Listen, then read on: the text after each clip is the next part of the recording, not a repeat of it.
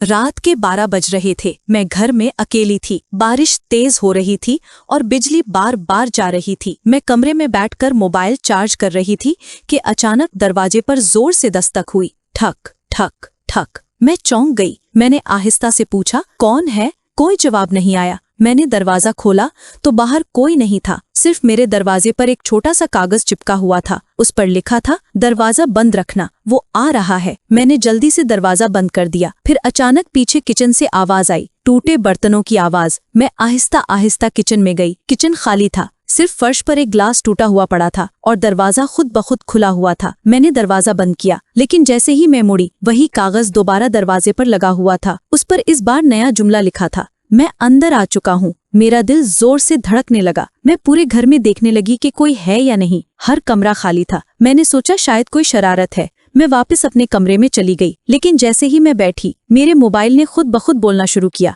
Don't turn around, पीछे मत देखो। मेरा पूरा जिस्म अकड़ गया। मैं ना हिली न मुड़ी, बस सांस रोक कर बैठी रही। फिर मेरी गर्दन के बाल खड़े हो गए। मुझे साफ महसूस हुआ कोई मेरे बिल्कुल पीछे खड़ा है। और फिर नरम सी सरगोशी आई, अब देर हो गई है। उसके बाद पूरा कमरा अंधेरे में डूब गया। क्या आप जानना चाहती हैं अगले पार्ट में क्या हुआ? तो अभी लाइक करें और सब्सक्राइब करें और देखते रहें कि साया वापस आता है या नहीं।